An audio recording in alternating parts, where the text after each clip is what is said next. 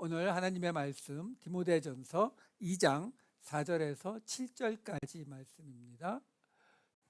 하나님은 모든 사람이 구원을 받으며 진리를 아는 데에 이르기를 원하시느니라. 하나님은 한 분이시요 또 하나님과 사람 사이의 중보자도 한 분이시니 곧 사람이신 그리스도 예수라. 그가 모든 사람을 위하여 자기를 대속물로 주셨으니 기약이 이르러 주신 증거니라. 이를 위하여 내가 전파하는 자와 사도로 세움을 입은 것은 참말이요 거짓말이 아니니 믿음과 진리 안에서 내가 이방인의 스승이 되었노라. 아멘. 우리 지난주에, 그러니까 지지난주부터 지금 계속 그 문맥을 따라오고 있어요, 여러분. 이렇게 성경은 이렇게 토막토막 보는 책이 아닙니다. 사도 바울이 디모데에게 그리고 에베소 교회 교인들에게 무슨 이야기를 하고 있었습니까? 바로 선한 싸움에 관한 이야기를 하고 있었죠. 왜요? 그 에베소 교회에서 다른 교훈을 가르치려는 사람들, 신화와 끝없는 족보에 몰두해서 자꾸 분쟁을 일으키려는 사람들이 있어서 그거 못하게 하라고.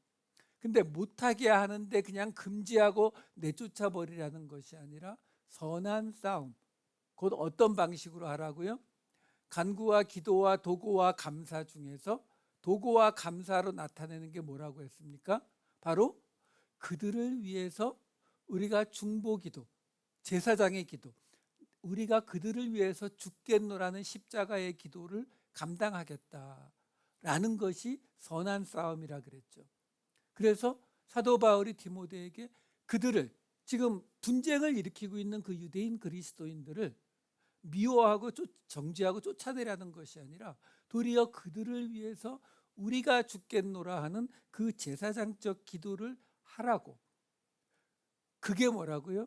그게 바로 이제 지난주에 금방 읽었던 4절 끝에 나오는 것처럼 하나님이 받으실 만한 거라고요. 왜? 선하신 하나님이 받으실 만한 게 그거예요. 받으실 만한 거고, 그게 어떻게 된다고요? 사람들로 하여금 진리를 알게 한다라고 말씀드렸죠. 그게 지난주 이야기였거든요. 그래서 이스라엘과 팔레스타인 전쟁도 말씀드렸잖아요. 그거 끝낼 수 있는 방법은 다른 게 아니라니까요. 서로가 서로를 미워하는 자를 위해서 십자가를 지겠다는 그 생각 없이는 결코, 지금 몇천 년째 내려오고 있는 그 전쟁이잖아요. 그래서 그 전쟁이 끝난다면 세상 사람들이 저게 진리구나 라고 알게 된다는 게 지난주까지의 이야기였어요. 그런 상태에서 지금 이야기가 계속 이어지는 거예요. 그런 상태에서 오늘 본문인 2장 5절로 들어가는 거예요. 하나님은 한 분이시요 또 하나님과 사람 사이에 중보자도 한 분이시니 곧 사람이신 그리스도 예수라. 우리는 이런 구절이 나오면 이 조선시대 때부터 내려온 우리의 이 성리학적인 게 속에서 막 꿈틀꿈틀거립니다. 하나님이 한 분. 그럼 하나님은 한 분이신 하나님이지. 그러면서 막 그거를 증명하려고 그래요. 성경에 여기 이런 구절도 있고 저런 구절도 있고, 예수 그리스도가 중보자로 오신 분이야. 이 중보자는 어떤 뜻인데, 이런 거 설명하려고 그래요. 그런 걸 신학에서는 조직신학이라고 합니다만 그것도 필요해요. 하지만 우리가 본문을 읽기 위해서 필요한 게 아니에요. 지금 문맥 속에서 보셔야 되거든요. 여기에서 지금 사도 바울이 왜 하나님이 한 분이라는 말을 지금 이어서 하고 있느냐라는 거죠. 이거 편지라는 걸 잊으시면 안 돼요. 편지. 사도 바울이 디모데와 그리고 어쩌면 에베소 교회 성도들이 함께 읽는다는 것을 염두에 두고 쓴 편지라고요. 그 문맥 속에서 지금 사도 바울이 계속 하고 있는 이야기가 뭐였다고요? 분쟁을 일으키고 있는 그 유대인 그리스도인들, 에베소 교회 안에 있는 그 그리스도인들, 그들과의 지금 문제를 어떻게 해결할 것인가를 지금 디모데에게 말해주고 있는 거거든요. 근데 바로 앞에서 지금 지난주까지 무슨 이야기 했다고요? 그들을 위해서 너희가 십자가를 지라고, 그들을 위해서 너희가 두 개 무너진 데, 성에 무너진 데를 막아서라고, 그게 선한 싸움을 싸우는 거라고, 그게 하나님이 받으실 만한 것이고, 그렇게 하면 사람들이 너희가 하나님의 사람이란 거 알게 될 거라고, 이 말 금방까지 했거든요. 그러면서 하나님은 한 분이시다. 무슨 말이에요? 그들이 믿는 하나님과 지금 디모데 네가 믿는 하나님이 같은 분이라는 뜻이에요. 그러니까 이것은 한 분이라는 게 강조되는 게 아니라 같은 분이라는 게 강조되고 있는 거예요. 그러니까 같은 분이니까 그 같은 분이 지금 같은 하나님을 섬기는 그 사람이 잠시 갈등이 있다고 해서 서로를 미워하고 그럴 수 있느냐라는 거죠. 아니라는 거예요. 그래서 이게 우리가 흔히 말하는 목회 서신이라고 불리워지지만, 사실 우리가 이전에 로마서도 봤지만 로마서도 똑같아요. 사도 바울이 이 이야기들을 할 때에 얼마나 그 표현을 조심스럽게 단어를 골라 쓰는지. 그래서 우리가 로마서 할 때 굉장히 많이 나왔잖아요. 사도 바울이 의도적으로 없는 단어를 막 만들어서 쓰는 경우가 굉장히 많았죠. 왜요? 그걸 통해서 강조하고 싶어서, 지금 내가 너희 그냥 이거 읽다가 이렇게 오해할까 봐 요거 지금 요 단어 조심하라고, 이런 식으로 굉장히 신경 쓰면서 쓴 거라고요. 뭘 신경 썼어요? 나중에 누구한테 책 잡힐까 봐요? 나중에 신학자들이 따질까 봐요? 아직 이때는 그럴 때가 아니에요. 그럴 때가 아니라 이 편지를 보내면 누구도 읽어요? 그 유대인 그리스도인들도 읽을 거 아니에요. 교회에서 읽어줄 건데. 그러면 그들을 쫓아내는 게 목적이면 간단해요. 편지에다가 걔네들은 사탄이다, 내보내는 것이 맞다, 이렇게 써서 보내면 돼요. 그럼 사람들 앞에서 그거 딱 읽으면 자기들이 나가겠죠. 근데 아니란 말이에요. 그들을 내쫓기를 원하는 게 아니란 말이에요. 왜? 그들도 같이 예수 믿는 사람들이잖아요. 그러니까 사도 바울이 조심조심 쓰는 거예요.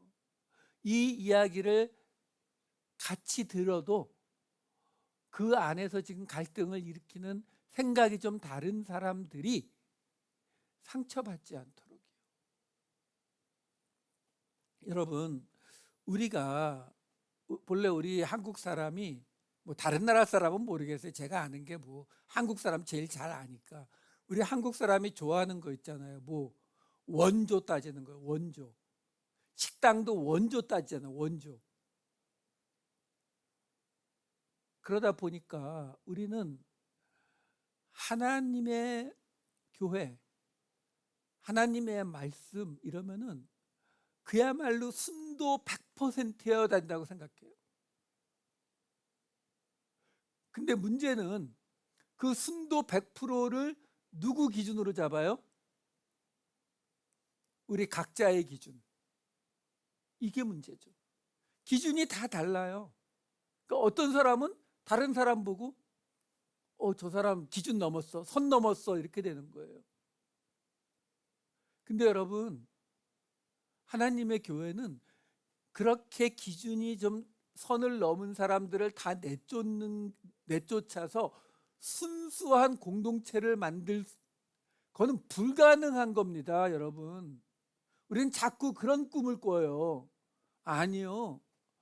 서로 다르고 서로 실수하고 서로 무너지고 넘어지고 이런 사람들이 받아들여지는 곳이 교회여야 되는 거예요. 이걸 오해하시면 안 돼요. 그래서 교회가 막 교리 지키는 거에 목숨을 걸어야 되는 줄 아시는 분들이 있어요. 아니요. 그 오늘 설교 제목이 뭐예요? 무엇이 중요한가요? 무엇이 중요한가요? 사실은 다음 주가 더 큰 이슈가 있거든요. 아주 큰 논쟁거리가 다음 주에 있어요. 근데 그걸 이해하시려면 우리 마음이 좀 바뀌셔야 돼요. 그렇게 이게 옳으냐 그르냐를 따지게 되면은 교회 안에 살아남을 사람이 아무도 없는 거라니까요.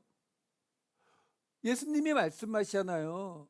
내가 들이대는 그걸로 내가 판단받을 거 생각하라고 하시잖아요. 근데 우리는 나는 판단 안 받을 거라고 생각하고 내 기준으로 다른 사람을 정죄만 하잖아요. 아니라고요.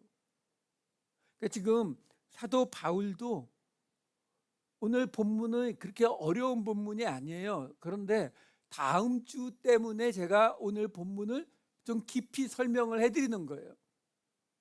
지금 2장 5절 다시 보시면은 하나님이 한 분이시요라는 이 말을 하잖아요. 그러면 이 말을 사도 바울이 왜 하겠어요? 여기선 잘 모르겠죠. 근데 로마서 3장 29, 30절 볼까요? 하나님은 다만 유대인의 하나님이시냐? 또한 이방인의 하나님은 아니시냐? 진실로 이방인의 하나님도 되시느니라. 할례자도 믿음으로 말미암아 또한 무할례자도 믿음으로 말미암아 의롭다 하실 하나님은 한 분이시니라. 로마서인데도 우리가 흔히 교리집이라고 알고 있는 이 로마서인데도 사도 바울이 하나님이 한 분이시라는 것을 유일한 하나님을 증명하기 위한 이야기를 하고 있는 거예요? 아니요. 여기서 똑같아요. 유대인과 이방인, 교회 안에 있는 그 유대인들과 이방인 그리스도인들, 이 두 사람이 에게 이야기하는 거예요. 너희가 믿는 하나님과 너희가 믿는 하나님이 같은 하나님이야. 싸우지 좀 마, 이거예요. 여러분, 가장 중요한 게 그거라니까요. 하나님이 가장 중요한 게 뭐라고 생각하세요? 우리의 구원보다 더 중요한 거예요. 우리의 구원을 통해서 이루실 게 뭐예요? 하나님의 공동체를 만드는 거예요. 구원받은 자들의 공동체를 만드는 거예요. 우리 각자가 구원받아서 저 하늘나라 가서 혼자서 바둑 두고 복숭아 먹고 사는 게 아니라고요. 그건 손오공 이야기고요. 우리 성경은 하나님을 믿는 자들이 이 땅에 공동체를 만들어서 그 공동체 안에 세상 사람들이 같이 섞여서 우리를 보면서 하나님을 깨달아가는, 그래서 하나님께로 돌아오게 되는, 그걸 원하시는 게 하나님의 최종 목적이라고요. 그걸 위해서 조금씩 다른 거는 아무 문제를 삼지 않으신다고요. 왜? 그거 문제 삼으면 나만 할 사람이 한 명도 없다니까요. 자, 그러면 2장 5절 아까 뒷부분도 똑같은 거예요. 하나님이 한 분이라는 게 그 목적이라면 중보자도 한 분이시니 사람이신 그리스도 예수라 이렇게 나오잖아요. 그러니까 하나님도 하나고, 지금 이게 디모데 포함 에베소 교회 교인들이에요. 유대인 그리스도인들, 이방인 그리스도인들, 예수 믿는 사람들이라고요. 그러니까 너희가 믿는 하나님, 너희가 믿는 예수 그리스도가 같은 분인데 왜 싸우냐, 이 이야기예요. 단지 여기서 지금 중보자라고 나왔잖아요. 이 중보자라는 말이 메시테스라고 하는 헬라어 단어를 쓰는데, 뭐 한국식으로 말하면은 브로커죠. 둘 사이에서 중재하는 사람이요. 근데 이 단어가요, 우리는 굉장히 많이 사용할 것 같은데 생각보다 신약 성경에 몇 번 안 나옵니다. 6번밖에 안 나와요. 사도 바울 책에 3번, 히브리서에 3번 이렇게밖에 안 나오거든요. 근데 왜 그렇게 잘 안 사용되냐면 중보자가 본래 있거든요. 성경이 말하는 중보자가 누구냐면 모세예요. 모세가 하나님과 이스라엘 사이의 중보자라고 이야기를 합니다. 그래서 실제로 사도 바울의 책에 3번 나오는데 오늘 본문에 1번 나오고 나머지 2번이 갈라디아서에 나오거든요. 그 갈라디아서 말씀을 보면은 3장 19, 20절에 보면은 율법은 무엇이냐? 범법함으로 더하여진 것이라. 천사들을 통하여 한 중보자의 손으로 베푸신 것인데, 천사들을 통해 중보자의 손으로 율법을 베푸셨다고요. 그러니까 중보자가 누구예요? 모세요. 약속하신 자손이 오시기까지 있을 것이라. 그 중보자는 한 편만 위한 자가 아니나 하나님은 한 분이시니라. 여기서도 갈라디아에서도 사도 바울이 뭐라고 말해요? 모세가 중보자로 왔는데 그 중보자가 모세가 이스라엘 백성 편이냐? 아니라는 거죠. 왜? 중보자라는 단어 자체가 둘 사이의 중재자거든요. 그러니까 모세는 어느 한쪽에 이스라엘 백성 쪽에 있는 사람이 아니라 하나님과 이스라엘 백성 사이에 있는 사람이기 때문에 너희가 모세를 믿는다고 해서 지금 예수 그리스도를 믿는 교회 안에서 그 모세를 주장하는 것은 잘못됐다라는 거예요. 그러면서 뭐라고 하는 거예요? 하나님이 한 분이니까. 이 이야기를 지금 한 거거든요. 자, 그런데 그 상태에서 히브리서를 보면은 설명이 훨씬 잘 나와 있는 걸 볼 수 있어요. 히브리서 8장 6절에 보면은 예수님에 대해서 뭐라고 나오냐면 끝에만 읽을게요. 더 좋은 언약의 중보자. 9장 15절 새 언약의 중보자. 12장 24절 새 언약의 중보자. 이거 다 예수님 말하는 건데 여기서도 보면은 뭐라고 나오냐면은 더 좋은 언약의 중보자. 무슨 말이에요? 덜 좋은 언약의 중보자가 있었다는 거죠. 모세요. 9장 15절 12장 24절에서도 새 언약의 중보자, 옛날 언약의 중보자도 있었다는 거죠. 모세요. 그러니까 중보자라는 말이 본래 모세를 나타내는 말이기 때문에 그래요. 근데 그 중에 이 히브리서 8장 6절 말씀에 나오는 것을 8장 7절과 함께 보면은 이렇게 나옵니다. 다 읽어드릴게요. 그러나 이제 그는 더 아름다운 직분을 얻으셨으니 그는 더 좋은 약속으로 세우신 더 좋은 언약의 중보자시라. 저 첫 언약이 무흠하였더라면 둘째 것을 요구할 일이 없었으려니와. 히브리서에는 대놓고 이야기하잖아요. 뭐라고요? 모세보다 더 좋은 언약의 중보자다.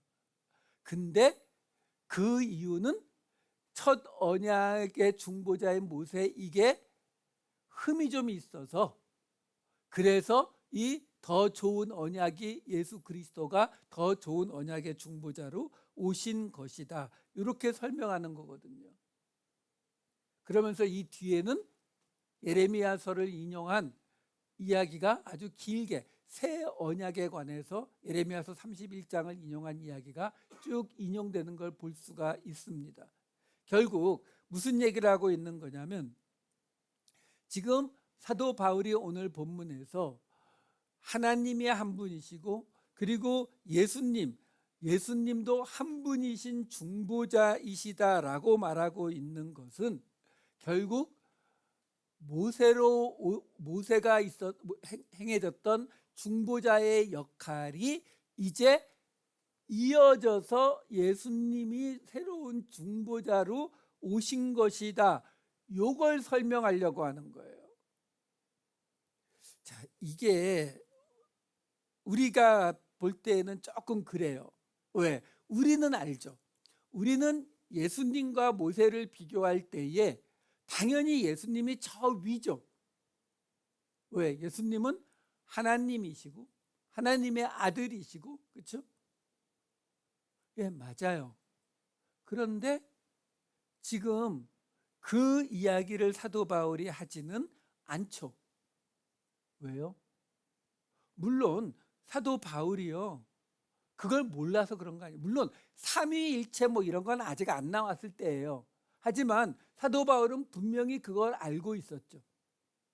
아까 보았던 갈라디아서 3장 19절 20절 말씀에도 보면은 거기서 사도 바울이 은근히 뭐라고 얘기했냐면은 율법, 모세가 받은 율법을 뭐라고 이야기하냐면 천사들을 통하여 한 중보자의 손으로 베푸신 것, 이렇게 말하거든요. 근데 우리가 알다시피 모세가 시내산에서 받은 율법이 천사들을 통해서 받았습니까? 거기 여호와의 사자라고 나와요? 아니요. 하나님이 직접 주셨죠. 근데도 사도 바울이 여기서 천사들을 통하여 준 거라고 말을 하잖아요. 이걸 흔히 뭐라 그래요? 돌려가는 거죠. 실제로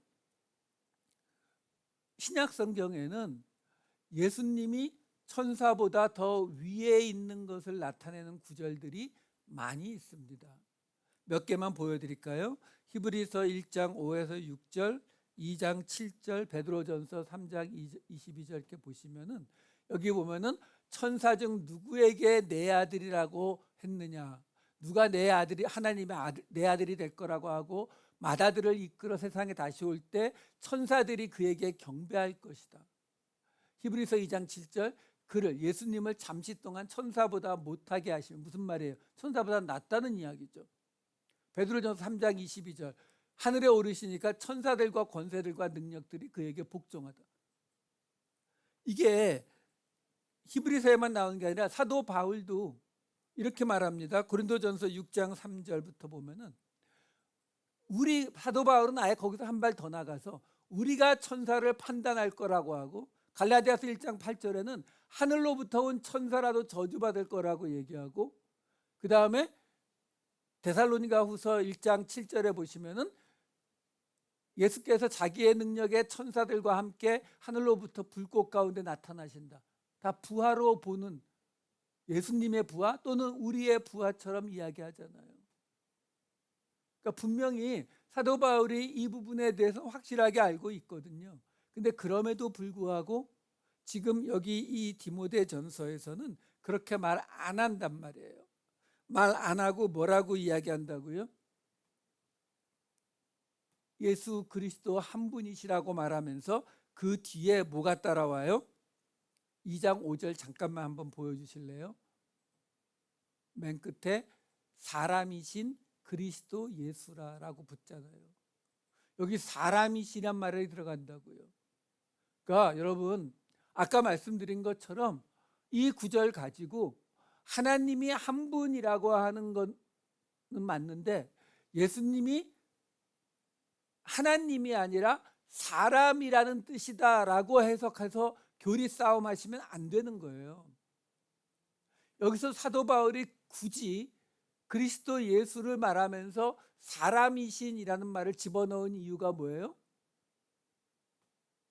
이거 지금 유대인 그리스도인들이 같이 들을 거라니까요. 근데 그 유대인 그리스도인들이 들을 때에 아니 지금 이 사람들이요, 여러분, 지금 이 유대인 그리스도인들이 예수를 안 믿는 사람들이 아니잖아요. 예수를 믿는 사람들이에요. 그러면 이 사람들이 가르치려고 하는 다른 교훈, 신화와 끝없는 족보에 매달리는 그 내용들이 주로 뭐겠어요?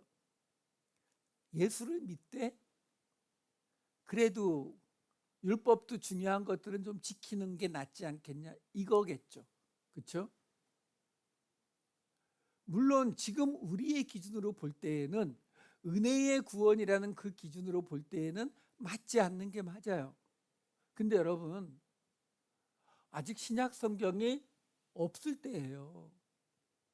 시작부터 모든 게 그렇게 한 번에 다 완벽하게 시작되는 게 아니라고요.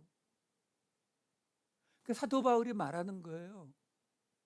자기는 그렇게 생각하지 않죠. 자기는 분명히 이 예수 그리스도는 모세 수준의 사람이 아니라는 거 안다고요. 그럼에도 불구하고 사람이신 그리스도 예수라라고 말하는 거예요. 왜? 모세와 같은 라인에 세워주는 거예요. 그러니까 너희가 예전에 모든 이스라엘 백성들이 모세를 통해서 하나님을 했던 것처럼 이제 그 모세가 예수로 바뀐 것뿐이다. 똑같다. 이걸 설명해 주려고 하는 거예요. 그래서 이어지는 2장 6절을 볼까요? 그가 모든 사람을 위하여 자기를 대속물로 주셨으니 기약이 이르러 주신 증거니라. 여기도 똑같은 게 나오는데 그 전에 대속물 하나만 먼저 볼게요. 자, 우선 먼저 모든 사람을 위하여라고 지금 집어넣고 있어요. 모든 사람을 위하여. 유대인과 이방인 모두를 위해서 자기를 대속물로 주셨대요. 안티리트론이라는 단어예요. 이 대속물로 나오는 이 단어가 가장 비슷하게 나오는 곳이 어디에 있냐면 마가복음 10장 45절이에요. 인자가 온 것은 섬김을 받으려 함이 아니라 도리어 섬기려 하고 자기 목숨을 많은 사람의 대속물로 주려 함이니라. 제가 이 마가복음 10장 45절을 보여드리는 이유가 뭐냐면 우리가 예수님이 우리를 위해서 대속물, 위트론, 속죄, 속전, 몸값 이런 거거든요. 그러니까 대속물로 우리를 대속하셨다, 속죄하셨다, 그래서 십자가에 죽으셨다 이렇게 말을 하게 되면은 우리가 어떻게 받아들이게 되냐면 예수님을 따라간다는 것은 우리의 목숨을 바쳐서 다른 사람들을 살리는 제사장적인 일을 하는 것, 여기까지는 이해를 해요. 그리고 거기 머물러요. 왜요? 사실 우리가 살면서 목숨을 바칠 일이 그리 흔하지 않거든요. 옛날 일제시대 때라든가 복음이 처음 전파될 때라면은 목숨을 바쳐야 될 일이 혹시 있었을지 모르겠지만 지금 살아가는 우리는 목숨을 바칠 일이라는 게 거의 있을 리가 없죠. 그러니까 우리는 영악하게도 대속물로 바친다라고 하는 이런 말을 아주 편안하게 받아들여요. 왜? 목숨을 바칠 케이스가 거의 없으니까. 근데 마가복음 10장 45절에서는 뭐라고 나옵니까? 그 대속물에는 뭐가 포함이 된다고요? 섬김을 받는 게 아니라 섬기는 것도 포함이 된다고요. 그러니까 우리가 십자가, 예수님의 십자가를 지고 우리 십자가를 지고 예수님을 따라가야 된다는 말을 제가 자주 드리잖아요. 제사장적인 기도는 우리가 대신 죽겠노라는 기도라고. 대신 죽을 일이 별로 없으니까 마음 편히 받거든요. 아니라고요. 낮은 자리로 내려가고 우리가 섬기는 자리로 내려가는 것이 바로 목숨을 바치는 것과 똑같다고요. 왜요? 안 그러면 예수님도 제자들의 발을 닦으실 필요가 없죠. 어차피 십자가에서 우리를 위해서 목숨은 바치실 건데요. 아니라고요. 세상을 위해서, 우리의 원수를 위해서 목숨을 바치겠노라는 결단을 하시는 것은 꼭 필요합니다. 십자가를 지는 것 꼭 필요한데 그 십자가를 목숨 바치는 거에 제한하지 마시고 우리의 일상의 삶 속에서 섬기는 자의 삶으로 살아내는 것이 십자가를 지는 것이란 것도 포함시키셔야 된다고요. 그렇지 않으면 우리의 삶을 통해서 세상 사람들이 진리를 아는 데 이르게 하지를 못한다고요. 자, 다시 2장 6절로 돌아가서 말씀을 드리면 그 2장 6절에 지금 대속물은 설명을 드린 것이고 그 뒤에 아까 바로 앞에 5절에서 필요 없는 말을 사도 바울이 덧붙였다 그랬죠. 뭐요? 사람이신 그리스도 예수라. 한 분 중보자로 오셨는데 그리스도 예수라 하면 되는데 사람이신이 들어갔다고 했잖아요. 왜요? 유대인 그리스도인들 위로하려고, 상처받지 않게 하려고요, 받아들이게 하려고요. 여기도 똑같아요. 끝에 나오는 기약이 이르러 주신 증거니라. 뭐 번역이 약간 애매한데 그냥 넘어갈게요. 그냥 그때가 이르는 증거다라는 말이에요. 명사로만 돼 있어요. 무슨 말이에요? 아까 설명드린 그 말을 하는 거예요. 모세가 히브리서에서는 모세가 옛날 거 흠이 있는 거 뭐 이런 식으로 표현했잖아요. 근데 사도 바울은 그런 표현 안 해요. 왜? 교회에 보내는 편지이기 때문에 그런 표현 안 쓰고 뭐라고 쓰냐면은 모세 중보자 모세 옛날 언약의 중보자 모세가 있었는데 지금 새로운 언약의 중보자인 예수님이 계시는데 같은 사람이라는 거예요.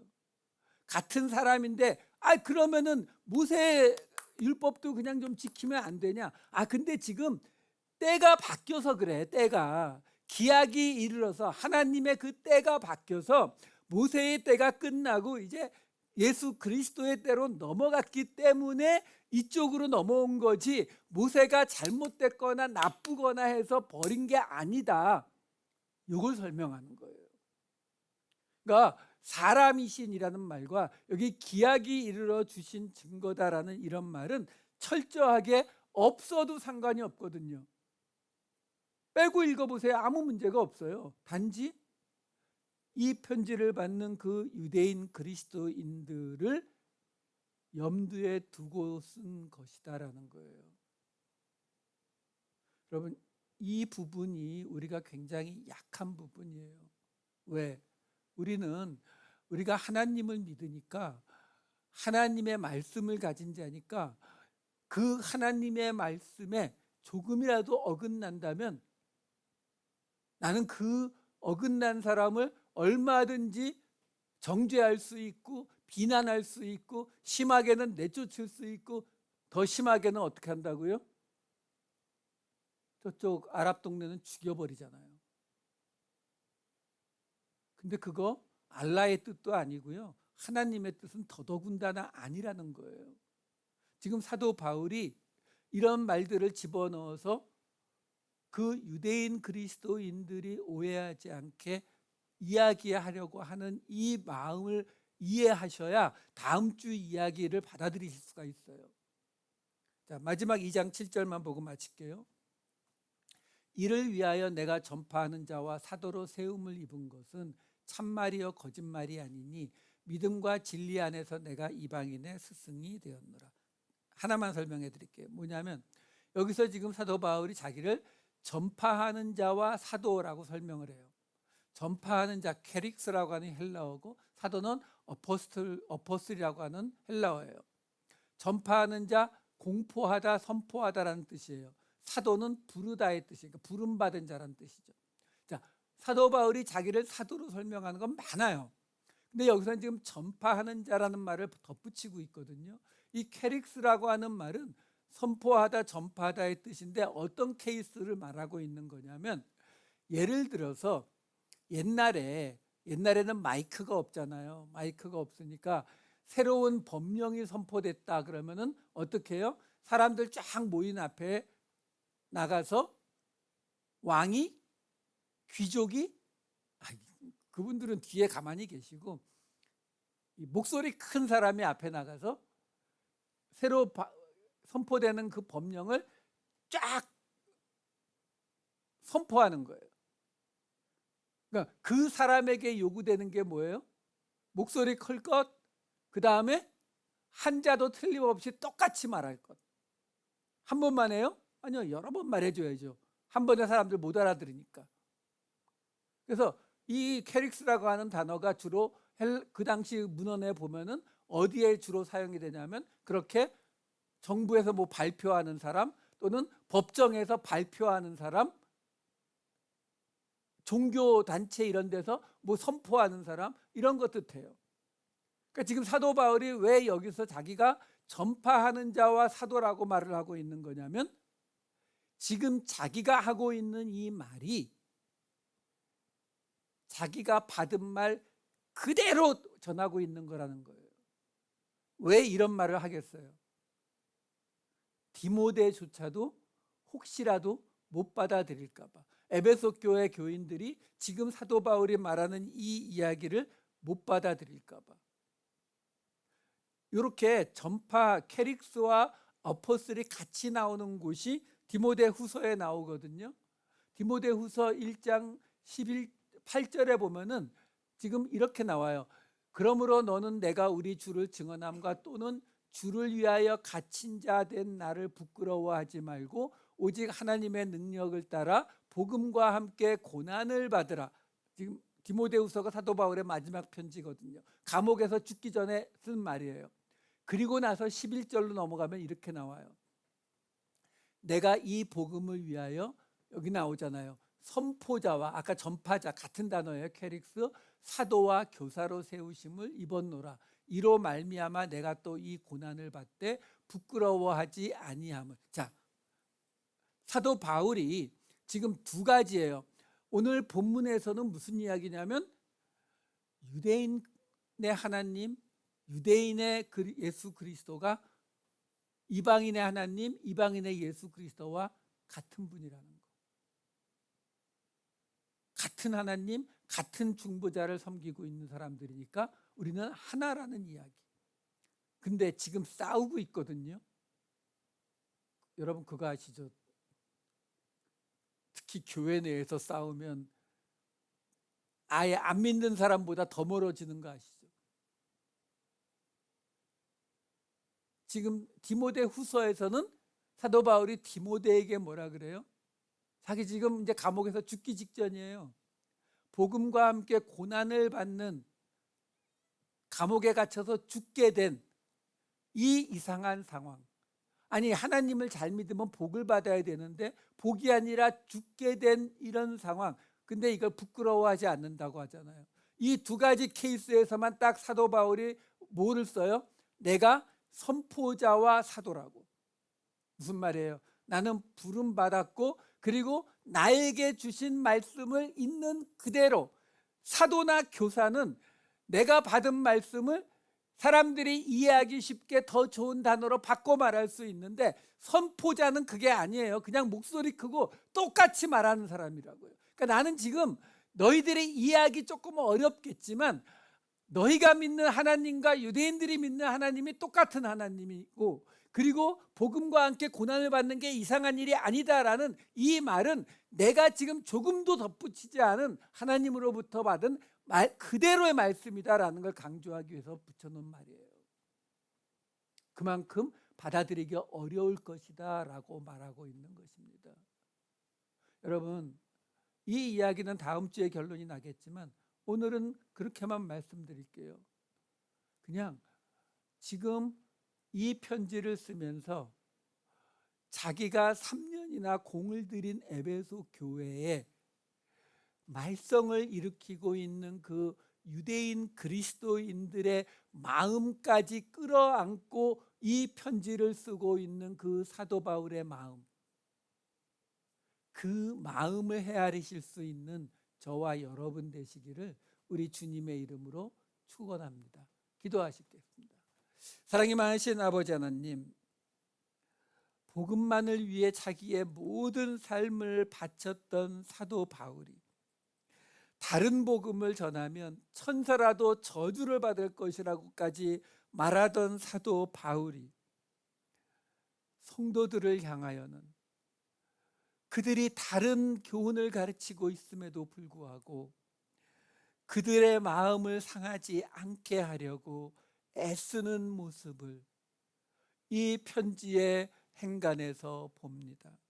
아버지 하나님, 비록 우리 안에 때로는 생각이 다르고 때로는 해석이 다르고 때로는 삶의 모습이 다른 사람들이 있을지라도 그들을 미워하고 정죄하고 비난하는 것이 아니라 사랑하고 용서하고 끌어안을 수 있는 우리, 그래서 우리를 끌어안으신 예수 그리스도의 그 사랑을 세상에 알게 할 수 있는 우리 모두가 되게 하여 주시옵소서. 감사드리옵고 이 모든 말씀 우리 주 예수 그리스도의 이름으로 기도하옵나이다. 아멘.